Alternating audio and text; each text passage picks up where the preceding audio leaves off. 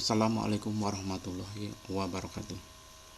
Selamat pagi, salam sejahtera untuk kita semua. Selamat datang di channel Endang Family. Kali ini saya masih melanjutkan BIMTEK Literasi dan Numerasi dalam pembelajaran Modul 2 Implementasi Literasi dan Numerasi dalam pembelajaran Materi 2B Implementasi Numerasi dalam pembelajaran Miskonsepsi 2B1.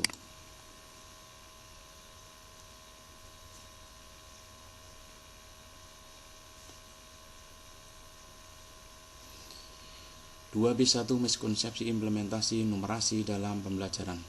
Pertanyaan pemantik. Pada pembelajaran matematika, sebagian guru beranggapan bahwa ketika sudah memberikan soal cerita kepada peserta didik, berarti sudah mengimplementasikan numerasi. Apakah Bapak Ibu setuju dengan anggapan di atas? Sedikit atau banyak, bahwa memberikan soal cerita kepada peserta didik juga sudah mengimplementasikan numerasi, walaupun tidak secara keseluruhan. Kita hargai pendapatnya.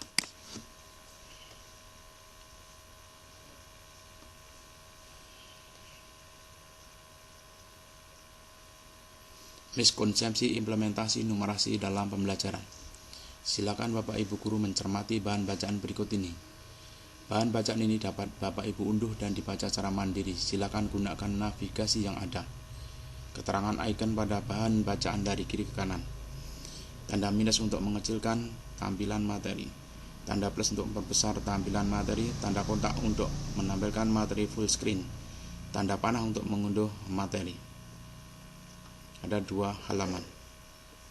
Soal cerita seperti apa yang diberikan? Apakah semua soal cerita bisa digunakan untuk melihat kemampuan numerasi seorang peserta didik?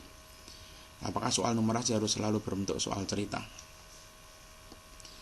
Soal cerita memang tidak semuanya bisa digunakan untuk mengukur kemampuan numerasi. Tetapi soal cerita bisa juga digunakan untuk mengukur kemampuan numerasi seorang peserta didik. Soal cerita juga disisipkan dengan angka-angka, itu bisa digunakan untuk mengukur kemampuan numerasi.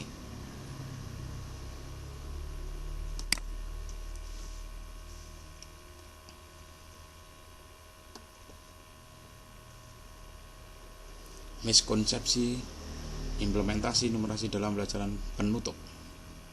Terima kasih Bapak Ibu guru atas upayanya untuk mempelajari materi miskonsepsi implementasi numerasi dalam pembelajaran dengan optimal. Mari kita lanjutkan proses belajar pada bagian berikutnya, yaitu konsep implementasi numerasi dalam pembelajaran.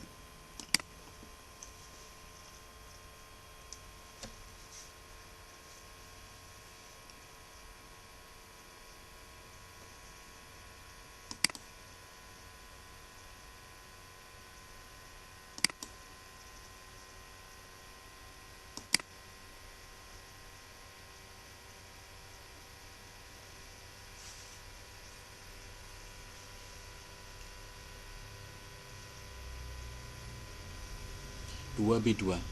Konsep implementasi numerasi dalam pembelajaran. Tahapan yang juga penting dalam mengembangkan kemampuan numerasi peserta didik, tentunya dengan upaya implementasi yang bermakna, baik itu dalam mata pelajaran matematika maupun di mata pelajaran lainnya. Tentu Bapak Ibu guru masih ingat di pembahasan sebelumnya bahwa numerasi dapat diajarkan tidak hanya pada mata pelajaran matematika, tetapi juga pada mata pelajaran selain matematika. Berbagai alternatif kegiatan pembelajaran dapat dilakukan untuk mengembangkan kemampuan numerasi peserta didik. Kegiatan pembelajaran yang berbasis permasalahan dan juga yang berbasis proyek bisa menjadi alternatif. Keduanya dapat diterapkan baik dalam pembelajaran matematika maupun dalam pembelajaran selain matematika. Pada pembahasan kali ini, implementasi numerasi akan dibagi menjadi 2 pembahasan, yaitu pada mata pelajaran matematika dan mata pelajaran lainnya. Dalam mengimplementasikan numerasi di mata pelajaran matematika, Bapak Ibu dapat memulainya dengan permasalahan konseptual atau kegiatan yang berbasis proyek. Masalah konseptual dapat digunakan di awal pembelajaran untuk membantu peserta didik memahami konteks maupun di akhir penjelasan untuk memperkuat pemahaman konsep peserta didik. Tentu ini juga tidak terlepas dari upaya Bapak Ibu guru dalam menggunakan berbagai variasi model, media, dan metode pembelajaran. Kemampuan numerasi juga dapat ditingkatkan di mata pelajaran lainnya selain matematika. Ingat kembali bahwa numerasi melihat konsep matematika yang diterapkan dalam kehidupan sehari-hari di berbagai konteks. Next.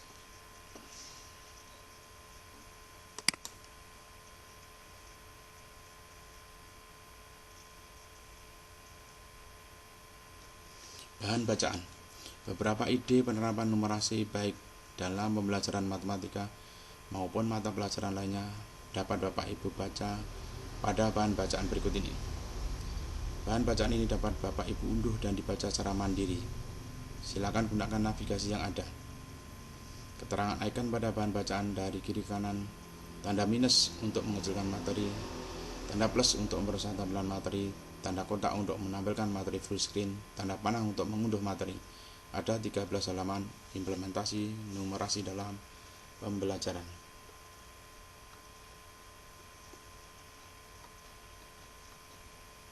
Ini dapat diunduh. Next.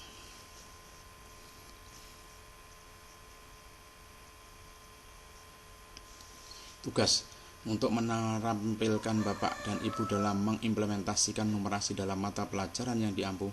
Buatlah rancangan pembelajaran untuk mata pelajaran yang Bapak Ibu ampu. Kemudian praktekkan di kelas. Setelah itu tuliskan pengalaman dalam mempraktekkan implementasi rancangan pembelajaran tersebut, mulai dari persiapan, pelaksanaan, kendala, dan tantangan yang dihadapi dalam sebuah artikel. Kemudian bagikan artikel Bapak Ibu tersebut melalui akun media sosial yang dimiliki agar pengalaman dan praktek baik yang dilakukan dapat memberi manfaat yang lebih banyak. Untuk link artikel Bapak Ibu dapat dibagikan dengan menuliskan alamat linknya. Selamat mencoba belajar dan berbagi. Next.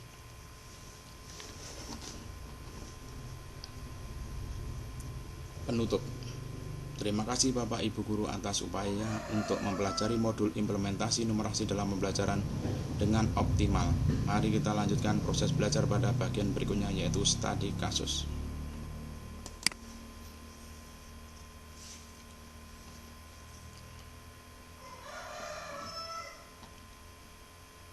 Studi kasus 2B3.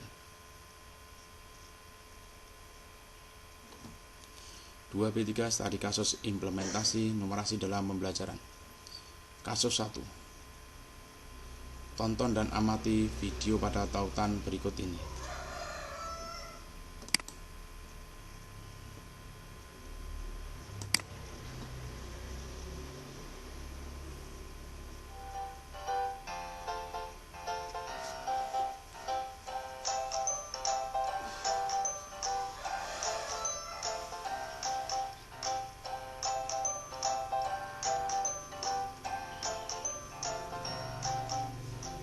Sebagian guru di sekolah dasar mengajarkan matematika tentang konsep faktor persekutuan terbesar atau FPP dengan berhasil sering menjadi tantangan. Dibutuhkan wawasan dan kreativitas guru agar siswa dapat dengan mudah memahami konsep FPP dan mampu menerapkannya dalam kehidupan sehari-hari.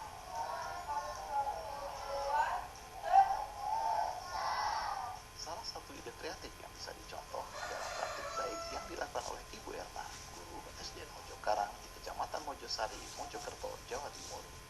Ia mengajarkan konsep FEB kepada siswa kelas 5 di sekolahnya dengan memanfaatkan alat bantu berupa biji-bijian yang banyak ditemukan di lingkungan sekitar mereka. Sebelumnya, pembelajaran konsep FEB ini biasa dia lakukan melalui pemberian soal-soal cerita. Kelemahannya, siswa jadi cenderung hanya menghafal soal dan kurang mampu menerapkannya dalam kehidupan sehari-hari. Saya memilih biji-bijian sebagai media pembelajaran ini agar siswa lebih memahami permasalahan yang menerapkan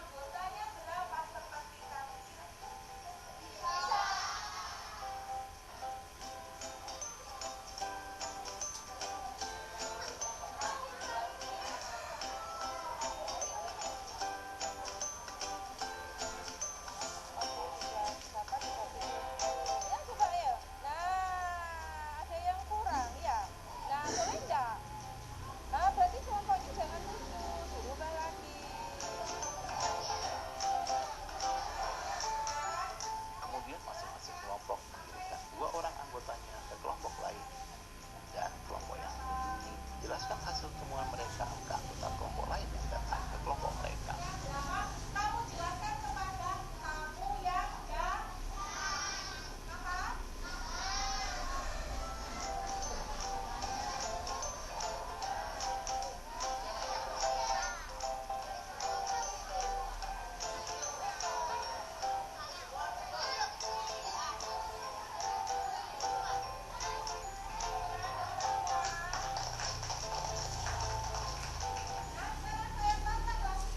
Pada tahap akhir, siswa diminta untuk membuat soal cerita sendiri tentang FBB.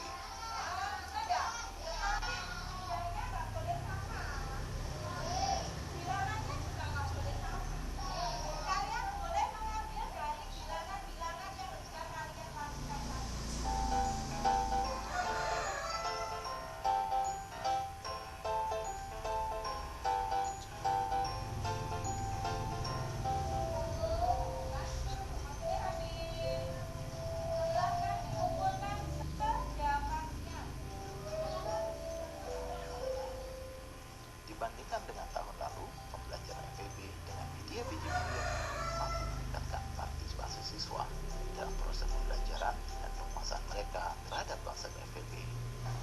Tadi saya belajar tentang FEB menggunakan biji-bijian dengan dikelompokkan dan dibagi sama rata. Saya senang dan lebih cepat menemukan FEB-nya. Saya melihat mereka lebih memahami bagaimana penerapan FEB dalam penyelesaian masalah. Ya. Dalam menyelesaikan soal cerita, mereka membuat sendiri permasalahan, dia tuangkan dalam sebuah soal cerita, dan dari situ dia lebih memahami, oh seperti ini konsep FEB itu dimanfaatkan dalam kehidupan sehari. Pembelajaran seperti ini, anak-anak itu tidak sekedar supaya menghafal, oh kalau begitu FEB itu caranya dengan seperti ini, tapi dengan praktek langsung, mengalami langsung, seperti inilah yang diharapkan untuk mendapatkan efektivitas dalam pembelajaran. Jadi apa yang dia alami, dia dapat, dia kuasai sebagai konsep dasar di dalam pembelajaran seperti ini.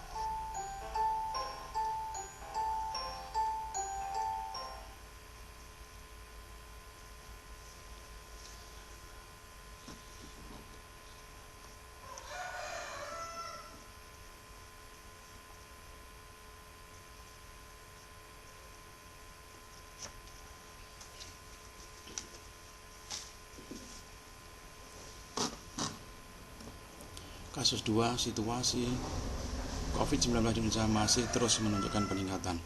Di berbagai daerah di Indonesia, kasus COVID-19 masih terus bertambah. Pemerintah pun sudah mengambil langkah untuk mengurangi penyebaran dan penambahan kasus baru. Data tentang COVID-19 pun sudah banyak tersebar dan dapat diakses oleh masyarakat luas. Tidak hanya data di negara Indonesia, tapi juga di seluruh dunia. Konteks tentang COVID-19 merupakan salah satu konteks yang sangat menarik untuk didiskusikan dengan peserta didik di kelas baik secara daring maupun luring. Pertanyaan 1. Jika Bapak Ibu akan menggunakan konteks COVID-19 untuk pembelajaran di kelas Bapak Ibu untuk meningkatkan kemampuan numerasi peserta didik, pembelajaran atau aktivitas seperti apa yang akan Bapak Ibu implementasikan?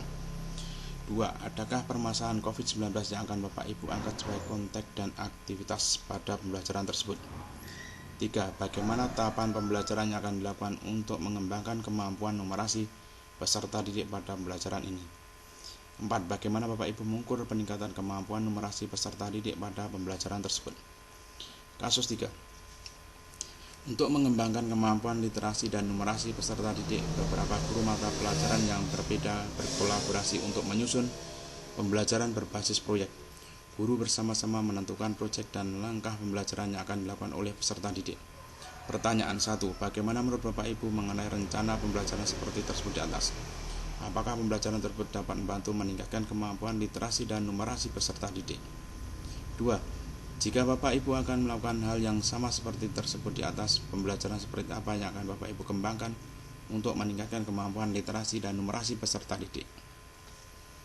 Silakan dijawab di sini. edit new topic. Kemudian di sini judul permasalahan adalah studi kasus implementasi numerasi dalam pembelajaran. Ini permasalahannya. Silakan Bapak Ibu jawab di ruang sini. Misalnya kasus 1, silakan ditulis bahwa Ibu Erna sangat kreatif sekali dalam pembelajaran sehingga dapat meningkatkan kemampuan numerasi peserta didik.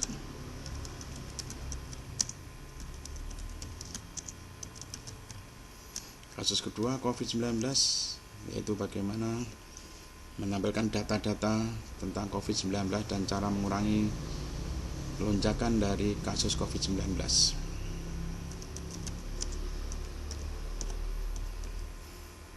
Silakan dijawab secara lebih panjang di sini Bapak Ibu. Kemudian kasus yang ketiga adalah tentang kolaborasi dengan guru mapel lain. Silakan dijawab di sini.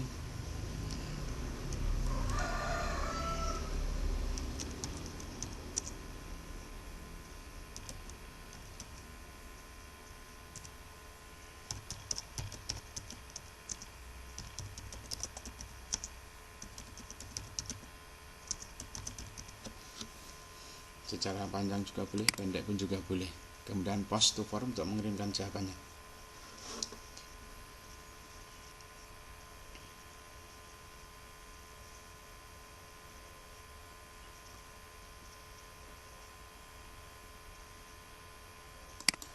Kita bermaling.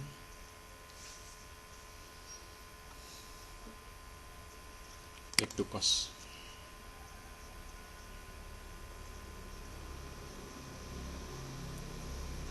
Untuk 2B3 studi kasus implementasi numerasi dalam pembelajaran sudah centang biru, berarti sudah selesai untuk materi 2B implementasi numerasi dalam pembelajaran.